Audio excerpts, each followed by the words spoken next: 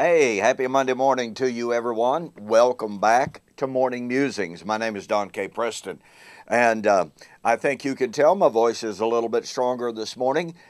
Boy, it's good to be sort of kind of over that stuff. Just really nasty, tenacious stuff that would not let go.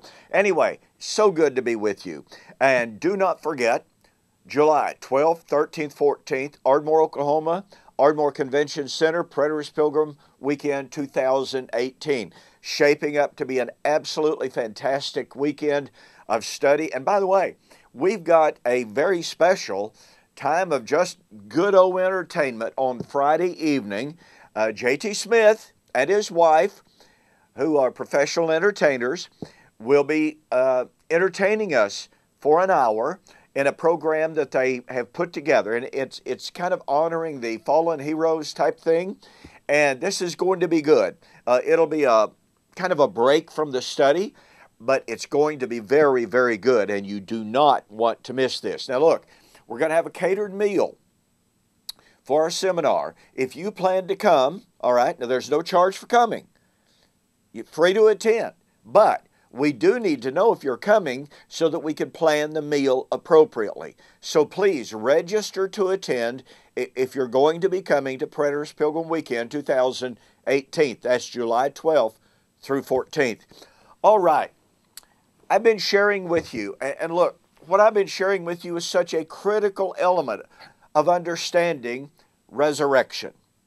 The resurrection of 1 Corinthians 15 is the resurrection of Romans 8:18 and following. Extremely few commentaries and commentators deny that. In Romans chapter 8, Paul spoke of the then present suffering that he and the first century church was experiencing. And he called that the birth pains. This common motif that is found throughout the Old Testament that virtually all Jewish commentators relate to the end times. In Jewish eschatology, the narrative was that you would have the appearance in the last days of the coming of Elijah. You would have the Great Tribulation, you would have the falling away or the apostasy, and then the resurrection at the coming of the Lord, the judgment, and the kingdom. What I've shared with you is throughout the Old Testament, we find that exact pattern. Look, the Jewish rabbis didn't just make this up, all right? And I know some people are liable to say, well, it's just what the Jews believe. Well, you know what? Did the Jews misunderstand the nature of the kingdom? Yes, they did. Did they get every single thing wrong? No, they did not. And that's a misnomer. It's a misunderstanding. And so when people say, well, okay, yeah, the Jews believe this or that, but after all, it was the Jews and they didn't know anything. No, the Jews knew plenty, thank you very much. And this narrative of end-time suffering and the Great Tribulation leading directly to the resurrection is absolutely critical. Now, in last Thursday's video, I shared with you the narrative from Matthew 24. Look, I used to not see any connection between Matthew 24 and 25 and the resurrection, except, you see, at the time I believed that Matthew 24 was divided. Verses 4 to 34, that all applied to the events leading up to and consummating in the Lord's coming in AD 70 and judgment of Israel. Okay, I accepted that. But, at verse 36, where Jesus said, but of that day and hour knows no man, I was convinced that was, as one writer put it, that's the continental divide of the Olivet Discourse.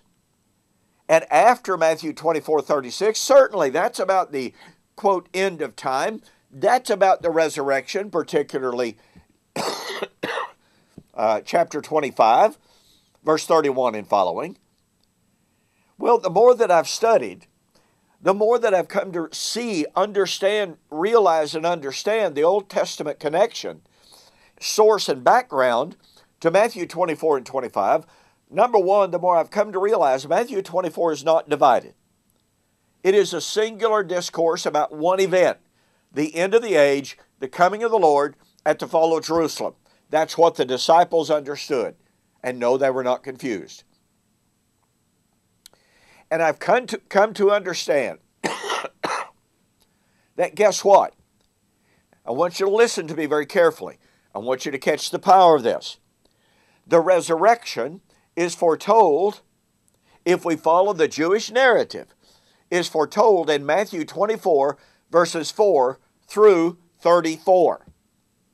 Now look, folks, if you take the view, yeah, I've still got some of it. If you take the view that, that Matthew 24, 4 to 34 is about to follow Jerusalem, all right? Then if you accept this Jewish narrative, and if you more specifically accept the relationship between the Great Tribulation and the resurrection, which I've shared with you in video after video now, then guess what? It proves beyond a shadow of a doubt that the resurrection is predicted in Matthew 24, 4 to 34, and that means the resurrection was to occur in the first century at the fall of Jerusalem at AD 70. Now watch this. I shared with you last week that what we find in Matthew 24, verse 8, the beginning of the birth pangs. Well, Paul said the whole creation groans in birth pangs until now. Those birth pangs are related to the end times in passage after passage that I've shared with you. Jeremiah chapter 30, Hosea 13, 13 and 14, Micah chapter 4 and chapter 5, Jeremiah 31 and following, okay? Matthew 24, verse 8, the beginning of the birth pangs. Number 2, the abomination of desolation. Number 3, the great tribulation. And immediately following the tribulation of those days, the sun would be darkened, the moon will not give its light, the stars of heaven shall fall, and the powers of the heavens shall be shaken, and they shall see the Son of Man coming on the clouds of heaven with power and great glory. Now watch this, Matthew 24, verse 31. And the Son of Man shall send forth his angels with the sound of a trumpet, and they shall gather together the elect from the four winds. Did you know? Look, I didn't know this until, a couple of years ago. Did you know that the Jewish rabbis believe that Isaiah 27, verse 13 was a prediction of the last days, coming of the Lord, the sounding of the great trumpet for the resurrection. Let me read that for you, shall we? It shall be in that day. Now I'll get to that day in a moment.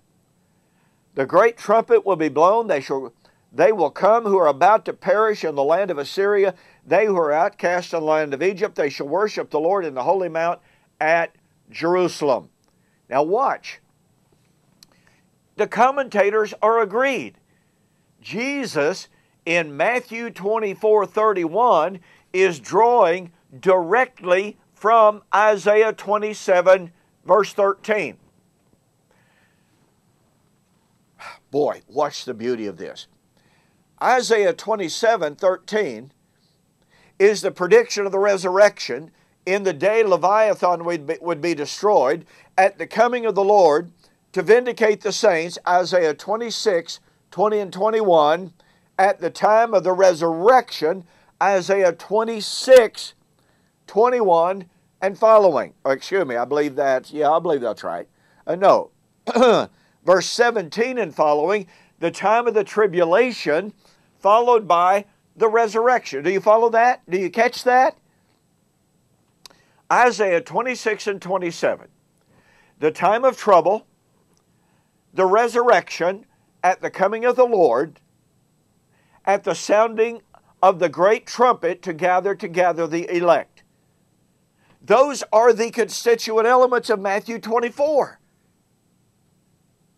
The coming of the Lord, sounding of the trumpet, the gathering of the elect. Now, when would that take place in Matthew 24? This generation will by no means pass until all of these things are fulfilled. Matthew 24, verse 34. That's in the judgment of Jerusalem. Now watch. Isaiah 27:12, sounding of the great trumpet, 12 and 13, sounding of the great trumpet for the gathering of the elect. When would it be? In that day. In what day? In what day? In the day in which the fortified city would be destroyed, in which the altar would be turned to chalkstone, in the day when the people whom the Lord had created would no longer have mercy, find mercy. That is AD 70. So here's Isaiah 26 and 27, prediction of the time of distress, the time of suffering, the time of the resurrection, at the coming of the Lord, in the destruction of Jerusalem, the time of the sounding of the great trumpet for the resurrection.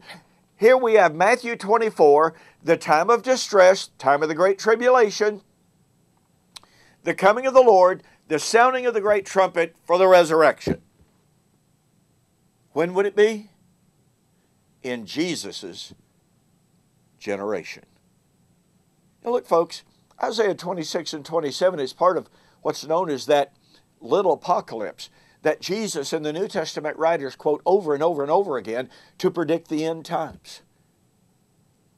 So here is Isaiah 26 and 27 with every constituent element of Matthew 24, 4 to 34,